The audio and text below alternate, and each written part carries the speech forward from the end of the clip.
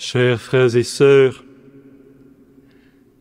puisqu'il m'est donné d'achever aujourd'hui, en cette cathédrale de Clermont, noire et pourtant belle, nigra sed formosa, comme l'épouse du Cantique des Cantiques, le cycle des 4 conférences de Carême, destiné à célébrer le 4e centenaire de la naissance de Blaise Pascal, qui naquit à ses pieds. Permettez que je commence par avouer ici, devant vous, le double lien d'ordre affectif et spirituel qui, depuis fort longtemps, m'unit à la terre d'Auvergne et à celui qui demeure dans un ordre, dans un autre ordre, dont il a lui-même montré l'altitude, le plus illustre de ses fils. Vous dirai-je que l'admiration que j'ai vouée très tôt à l'auteur des pensées, que l'attraction qu'il a très tôt exercée sur moi, n'est pas sans avoir déterminé, qui sait, la trajectoire de ma vie jusqu'à mon installation définitive dans cet espace géographique, mystique, infini, que Pascal a embrassé de son propre regard et sur lequel à jamais demeure écrit son nom, comme à jamais son ombre y demeure étendue. Oserais-je dire que son écriture compte parmi les maîtresses, parmi les matrices sans doute les plus consciemment assumées de la mienne.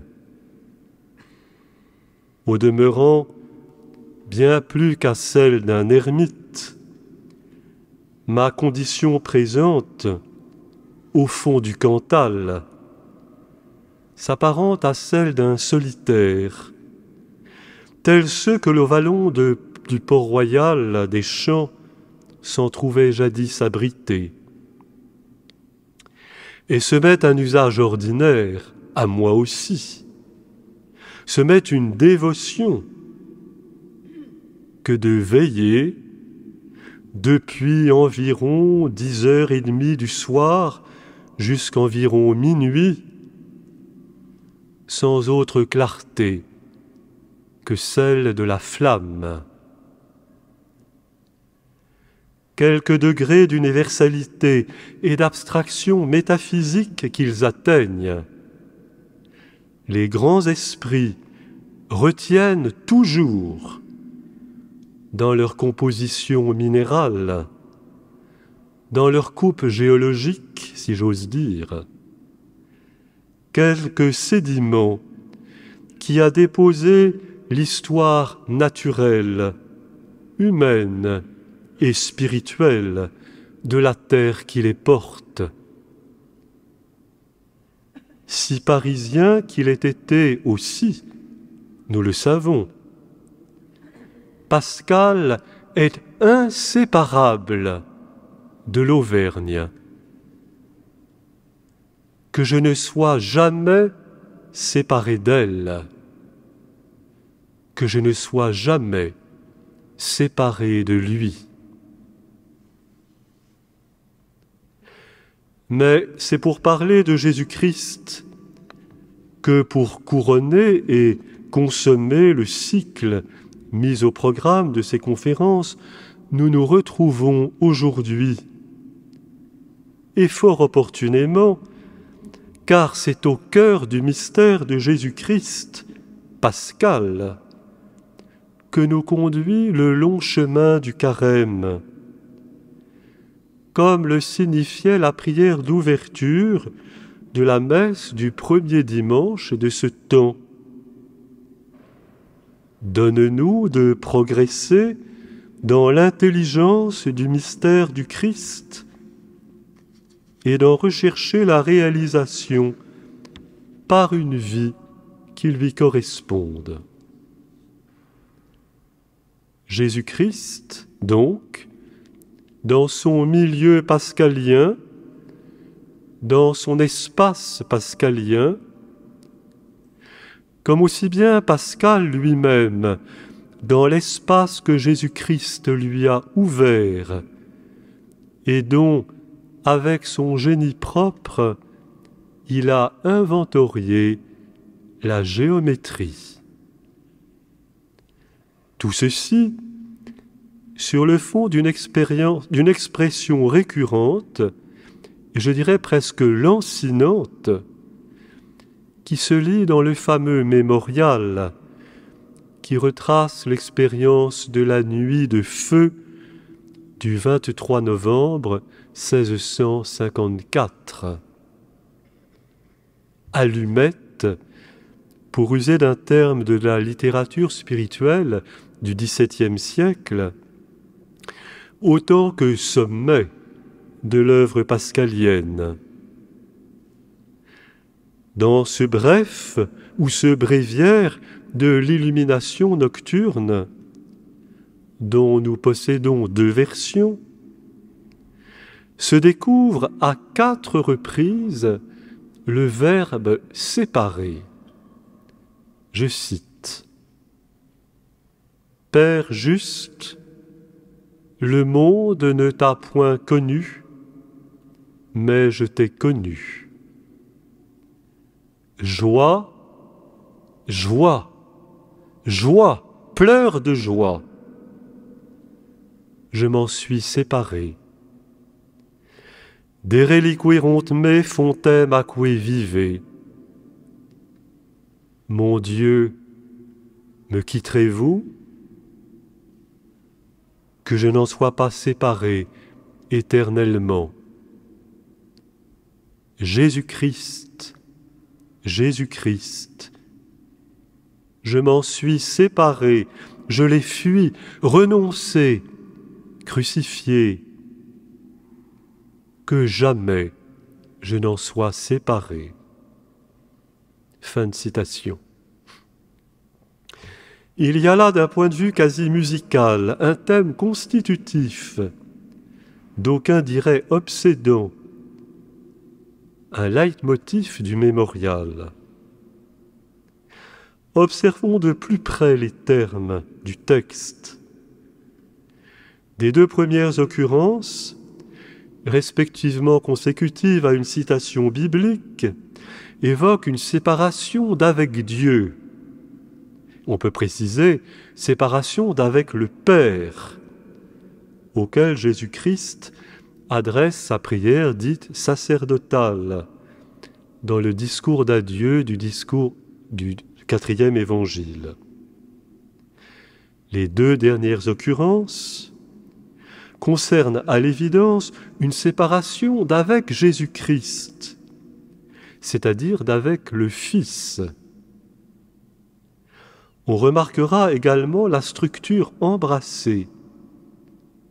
En effet, si la première et la 3e occurrence font état d'une séparation effective, je m'en suis séparé, la seconde et la 4e émettent pareillement le vœu de l'inséparabilité, que je n'en sois pas séparé. Rappelons que d'un point de vue très concret, très matériel, Pascal est demeuré jusqu'à sa mort inséparable du manuscrit du mémorial, dont il portait 2 exemplaires cousus dans la doublure de son pourpoint. L'inséparabilité d'avec le premier, d'avec le papier, devenait en quelque sorte la promesse, davantage le quasi-sacrement de l'inséparabilité d'avec le Christ. On se souvient que la séparation d'avec la personne de Jésus, motivée chez certains disciples par le réalisme du discours dans la synagogue de Capharnaüm, constitue un tournant, un épisode majeur dans la trame du 4e évangile. Je cite Jean 6, verset 66.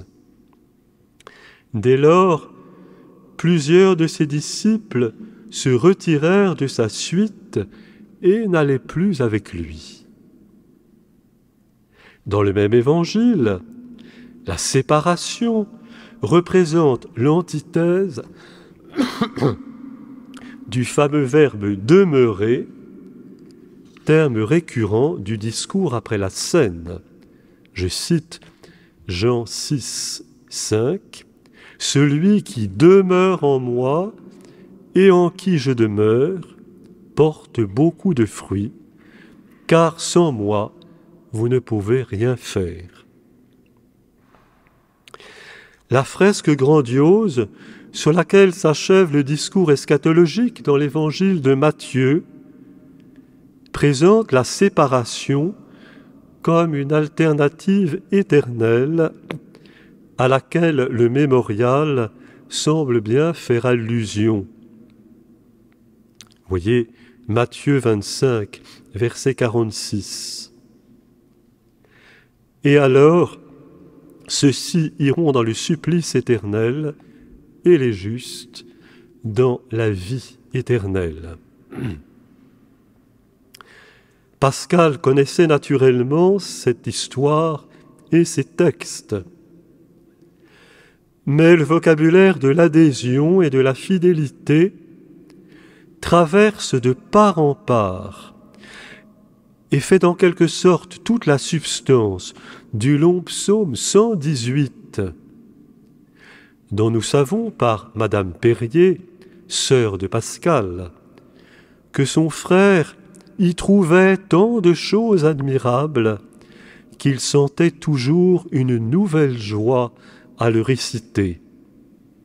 Or, c'est très précisément sur le second hémistiche du verset 16 de ce psaume 118 que s'achève la deuxième rédaction du mémorial dont nous possédons une copie sur parchemin.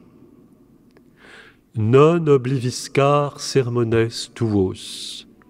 Je n'oublierai pas tes paroles. À rapprocher d'un point de vue thématique avec le dernier verset de ce psaume 118 qui évoque successivement l'égarement et la mémoire réparatrice. Eravis sicut ovis que periit, quere servum tuum, quia mandata tua non sum oblitus. J'ai erré comme une brebis, viens chercher ton serviteur, car je n'oublie pas tes commandements. C'est par conséquent dans sa teneur même, et non pas seulement comme objet matériel, logé dans le vêtement de son auteur, que le mémorial fait figure de véritables antidotes, de véritables talismans contre la séparation. Mais à cette texture, à cet environnement scripturaire de la formule « que je n'en sois jamais séparé », il faut ajouter la source liturgique, tout aussi importante et certaine, si l'on veut bien tenir compte de la familiarité que Pascal entretenait, toujours au dire de sa sœur, avec la prière officielle de l'Église. Je cite sa sœur. « Il avait, dit-elle, un amour sensible pour l'office c'est-à-dire pour les prières du bréviaire, et s'assujettissait à le dire autant qu'il le pouvait. De fait, le vœu que Pascal réitère dans le mémorial rappelle expressément la prière secrète que le prêtre formule avant de communier personnellement au corps et au sang du Seigneur. Je cite la traduction de cette prière. « Seigneur Jésus-Christ, Fils du Dieu vivant, qui par ta mort a donné la vie au monde, suivant la volonté du Père et dans une œuvre commune avec le Saint-Esprit, délivre-moi par ton corps et ton sang, fais que je demeure toujours attaché à tes commandements et ne permets pas que je sois jamais séparé de toi. » Le mémorial cite exactement cette prière du prêtre avant la communion. Voilà qui fait ressortir la dimension sacramentelle, eucharistique, de l'intimité, de l'adhésion, pour user d'un terme bérulien, de l'adhésion que Pascal désire et décide d'entretenir avec Jésus-Christ et dont il appelle la confirmation dans une prière quasi sacerdotale. Testament d'une soumission totale à Jésus-Christ, engageant le cœur bien plus encore que la raison, le mémorial entre dès lors dans le rituel d'une liturgie rigoureusement secrète, dont l'inspiratrice est la liturgie catholique, véhicule majeur de la connaissance savoureuse des Écritures. L'expérience de la séparation d'avec Jésus-Christ fut sans doute chez Pascal bien relative et bien courte. Les médecins, écrit sa sœur Gilberte, crurent que pour se rétablir entièrement, il fallait qu'il cherchât autant qu'il pourrait les occasions de se divertir à quelque chose qu'il appliqua et qui lui fût agréable, c'est-à-dire en un mot aux conversations ordinaires du monde. Car il n'y avait point d'autre divertissement convenable à mon frère.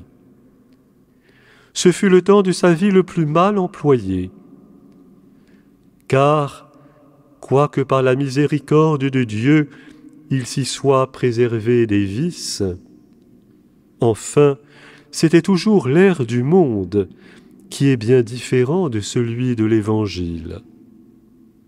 Fin de citation.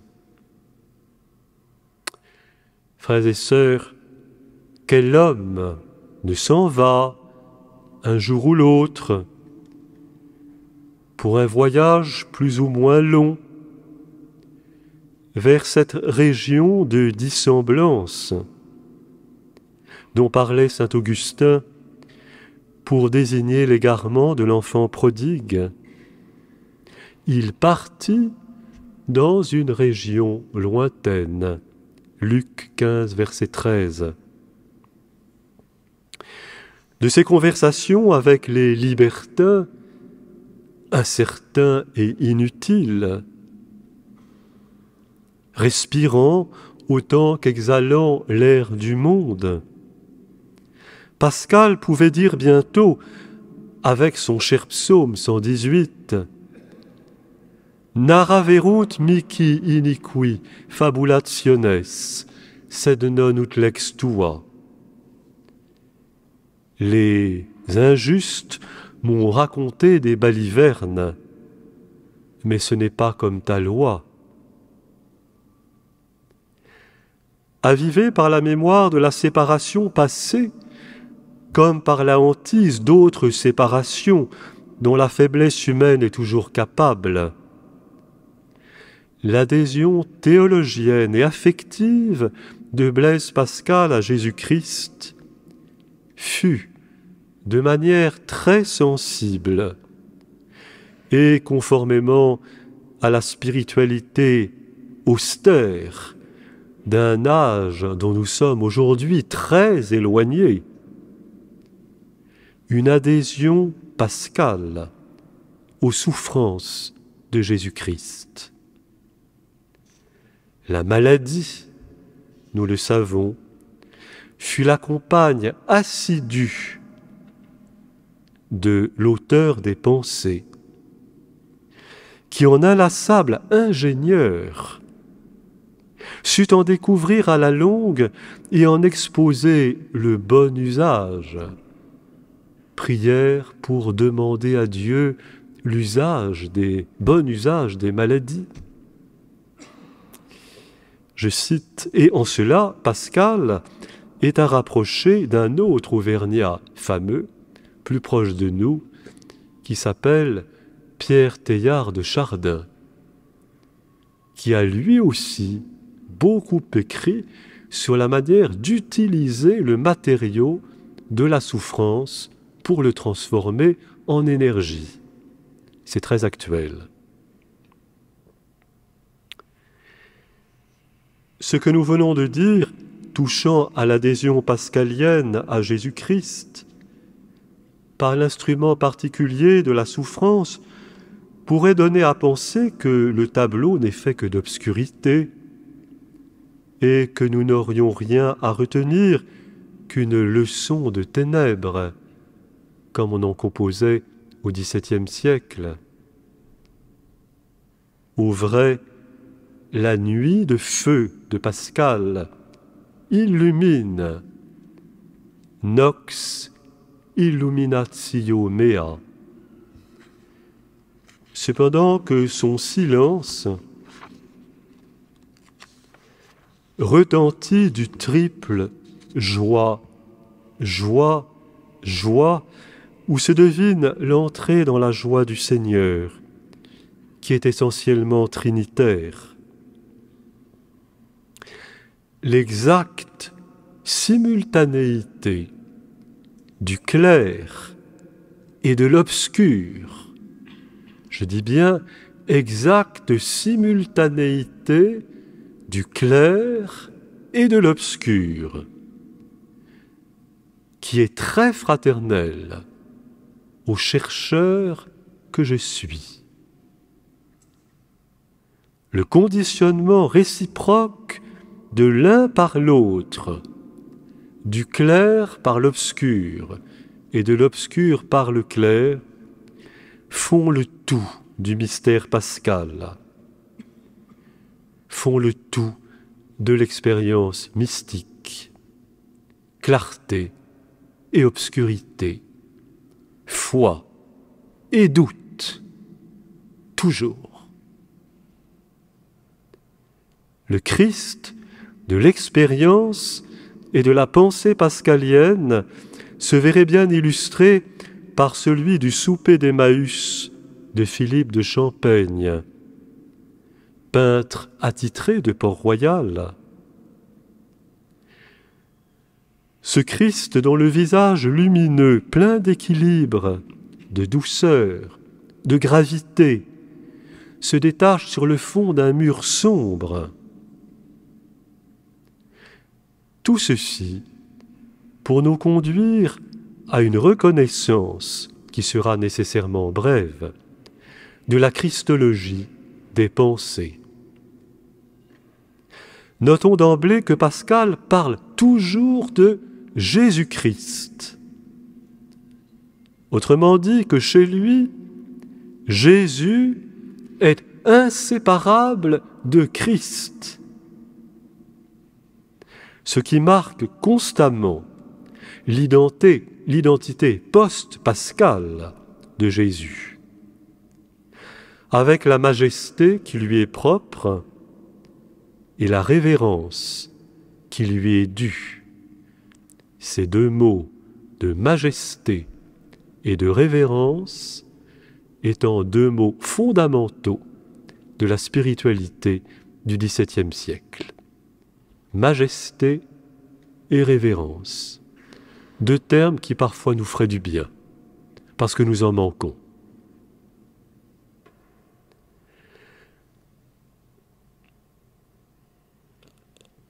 À cet usage, donc, de Jésus-Christ, fait néanmoins exception la méditation que l'on date de 1655, soit quelques mois seulement après le mémorial, cette méditation que l'on appelle communément le mystère de Jésus, le mystère de Jésus.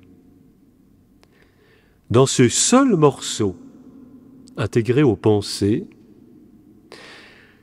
dans ce seul morceau qui ressemble au mémorial, par l'intensité du sentiment, dans ce seul morceau, il est question directement de Jésus. Jésus, tout seul. Je cite, « Jésus souffre, Jésus cherche quelque consolation, Jésus est seul dans la terre, Jésus dans l'ennui. » Et dans ce texte, Jésus s'adresse en personne à Pascal. « Console-toi, tu ne me chercherais pas si tu ne m'avais trouvé. » Grand moment, grand monument de la piété baroque, la Christologie de Pascal trouve donc à s'exprimer en 3 lieux du corpus pascalien, en 3 lieux saints où nous pouvons aujourd'hui toujours faire station. En théologien, bien sûr, mais je dirais tout simplement en disciple du Christ. Le mémorial, le mystère de Jésus et les pensées. Telle qu'elle se déploie dans les pensées et s'en dégage aujourd'hui à notre regard d'ensemble, la Christologie pascalienne présente un caractère évident sur lequel j'ai attiré l'attention dès le principe en parlant de géométrie.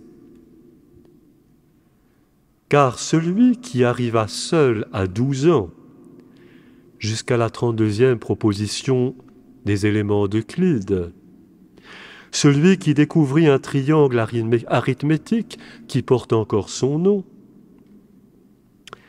c'est le même qui donne à pressentir, jusque dans les espaces théologiques, un génie mathématique qui n'a rien à voir avec le moindre tic forcené de l'esprit, mais qui construit insensiblement et sur un mode analogique une espèce de théorème, c'est-à-dire une contemplation.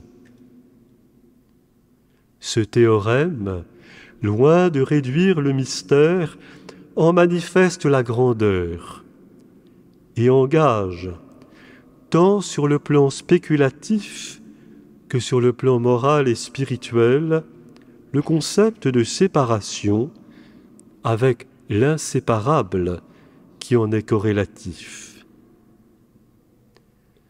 Pascal est géomètre jusque dans sa vie spirituelle, jusque dans sa théologie. Avec Pascal, l'infini même, s'il se peut dire, prend forme de figure. Le centre, le milieu de la figure en question, c'est Jésus-Christ. Car il est impressionnant de constater à quel point et à combien d'égards chez Pascal, Jésus-Christ est non seulement médiateur, comme l'enseigne l'Écriture, mais également médian au milieu. En situation médiane dans l'histoire de la révélation et du salut, bien sûr, mais aussi touchant à la relation que nous sommes susceptibles d'établir avec lui. touchant à la décision, à la position existentielle que nous prenons par rapport à lui. D'un point de vue formel, les pensées prennent alors un tour caractéristique, souvent proche de la maxime, en se faisant l'expression de théorèmes qui mobilisent les ressources du parallélisme, de la symétrie, des contraires. Je ne peux citer ici que quelques exemples, quelques champs d'application de cette forme schématique qui répond elle aussi d'une certaine manière à une esthétique du clair-obscur, qui compose les matériaux d'une théologie en clair-obscur et en définitive du clair-obscur lui-même. Ainsi, Jésus-Christ se situe-t-il au milieu des Écritures et du processus de révélation concentrique dont elles sont le document. Je cite Pensée numéro 367. Jésus-Christ, que les deux testaments regardent, l'Ancien comme son attente, le Nouveau comme son modèle, tous deux comme leur centre. Pour Pascal, Jésus-Christ se situe aussi comme objet de l'acte de foi entre l'évidence totale qui dispenserait de la foi et l'obscurité totale qui rendrait impossible la recherche. Je le cite. Il n'était donc pas juste qu'il parût d'une manière manifestement divine et absolument capable de convaincre tous les hommes. Mais il n'était pas juste aussi qu'il vint d'une manière si cachée qu'il ne put être reconnu de ceux qui le chercheraient sincèrement. Il a voulu se rendre parfaitement connaissable à ceux-là, et ainsi, voulant paraître à découvert à ceux qui le cherchent de tout leur cœur, et caché à ceux qui le fuient de tout leur cœur, il a tempéré sa connaissance, en sorte qu'il a donné des marques de soi visibles à ceux qui le cherchent, et non à ceux qui ne le cherchent pas.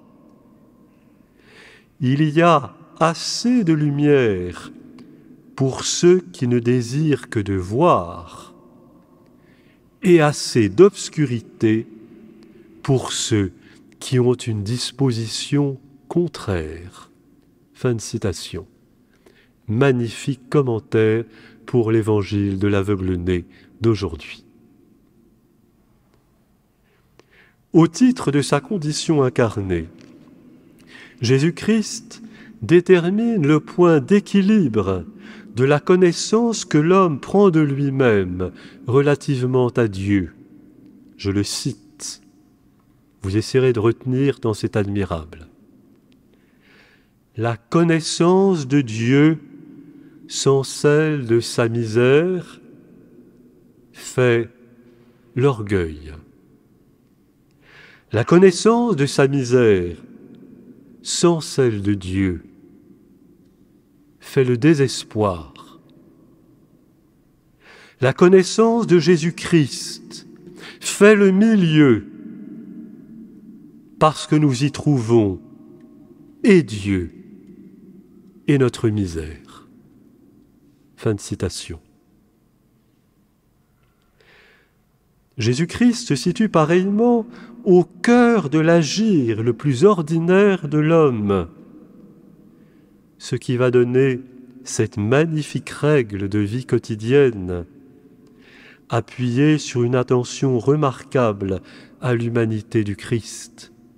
Je cite, et vous essaierez de remporter cette phrase dans votre cœur. Peut-être l'essentiel de cette conférence. Je cite. Faire les petites choses comme grande, à cause de la majesté de Jésus-Christ qu'il est fait en nous et qui vit notre vie. Elle est grande comme petite et aisée à cause de sa toute-puissance. Je répète, faire les petites choses comme grandes à cause de la majesté de Jésus-Christ qu'il est fait en nous et qui vit notre vie, et les grandes choses comme petites et aisées à cause de sa toute-puissance.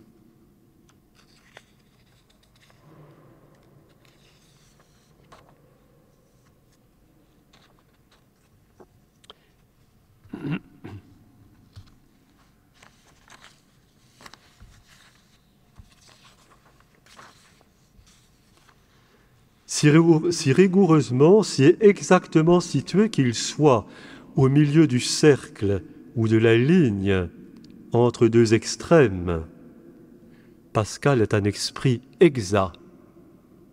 Jésus-Christ ne se réduit pas, il va de soi, à un être mathématique qu'envisagerait, voire que construirait la seule spéculation. Jésus-Christ est un être de chair et de sang, dont le rayon, dont la voix, dont le cœur, dont les humeurs, comme on dirait au XVIIe, dont l'œuvre de salut atteigne l'individu dans son absolue singularité. Je pensais à toi dans mon agonie, j'ai versé telle goutte de sang pour toi. Car Jésus-Christ aussi a son exactitude. L'on entrevoit dès lors la profondeur et l'intimité du contact que Blaise Pascal au complet a établi avec lui, c'est-à-dire inséparablement l'homme, le savant et le croyant. Chez ce célibataire ascétique et néanmoins anxieux des choses de l'amour, l'esprit de tendresse, oserais-je dire, égale et dépasse l'esprit de géométrie. Tant il est vrai que les pensées tout entières frémissent d'une vibration affective, d'autant plus émouvante et efficace qu'elle se fait plus pudique. Elle affleure sans cesse dans le fameux texte des trois ordres et s'accompagne parfois de l'exclamation « Oh !» qui scandait la prose de Bérulle, qui s'entend dans les motets religieux de l'époque et qui retentira dans les élévations de Bossuet. Je cite Pascal. « Jésus-Christ, sans bien et sans aucune production en dehors de science, est dans son ordre de sainteté. Il n'a point donné d'invention, il n'a point régné, mais il a été humble, patient, saint, saint, saint, terrible aux démons, sans aucun péché. Ô qu'il est venu en grande pompe et en une prodigieuse magnificence aux yeux du cœur qui voit la sagesse. Preuve de Jésus-Christ. Jésus-Christ a dit les grandes choses si simplement qu'il semble qu'il ne les ait pas pensées, et si nettement néanmoins qu'on voit bien ce qu'il en pensait. Cette clarté jointe à cette naïveté est admirable. Nul doute que le visiteur de la nuit de feu, l'ami définitif, est peuplé la souffrance, la solitude, l'espace intime autant qu'infini de Blaise Pascal, auquel les amitiés humaines, savantes ou spirituelles, n'étaient pourtant pas indifférentes. Pour conclure ces propos, je voudrais attirer l'attention sur 2 points. Le premier est le suivant. Dans le contexte actuel des célébrations pascaliennes, et plus encore au regard d'une certaine image réductrice ou expurgée de Pascal, que d'aucuns s'appliquent à installer dans l'opinion générale, il nous paraît important, utile et sans doute indispensable, je dis ici pour les jeunes s'il y en a, indispensable de rappeler que Pascal, au titre de philosophe, il va sans dire, mais même au titre de savant, demeure incompréhensible sans son attachement à Jésus-Christ. Autrement dit, c'est dans notre interprétation même de Pascal que celui-ci doit demeurer inséparable de Jésus-Christ. C'est notre compréhension même de Pascal qui ne saurait faire l'économie de Jésus-Christ. Si légitimes que soient en effet les distinctions entre le savant, le philosophe, le moraliste, le politique, le mystique, Pascal est tout cela. Pareille mise entre parenthèses, sous prétexte de laïcité mal comprise, revêtirait le caractère d'une profanation et conduirait à des contresens garantis. Au vrai, l'attachement à Jésus-Christ, pensé autant que vécu, constitue une dimension axiale et structurelle de l'œuvre pascalienne. Il anime tout, il pénètre tout, et quoiqu'à des distances variables du centre radiant, il explique tout.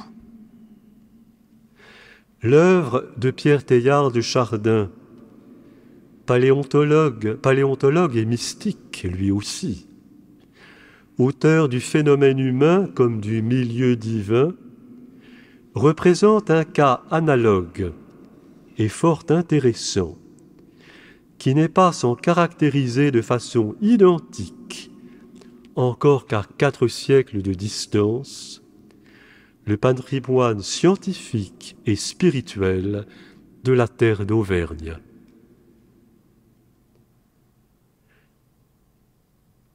Maintenant, c'est le 2e point sur lequel je veux attirer l'attention. Attirer l'attention sur les temps que nous vivons, particulièrement en Église. De fait, la tentation se fait grande aujourd'hui, en chacun de nous, la tentation se fait grande face à un effondrement sans précédent de l'édifice institutionnel, avec ses aspects dogmatiques, pastoraux, sociétaux, face à la fameuse crise des abus pour laquelle nous avons prié ce matin et que nous n'avons pas fini de traverser. Face à tout cela, la tentation se fait grande de nous séparer de l'Église, de séparer l'Église de Jésus-Christ, de séparer en Jésus-Christ lui-même le Jésus de l'histoire et le Christ de la construction théologique ultérieure. Séparer Jésus-Christ. C'est alors que retentit, avec une actualité et une gravité sans pareille, la question de Jésus-Christ à ses premiers disciples, à l'issue du discours sur le pain de vie, Jean 6, 68.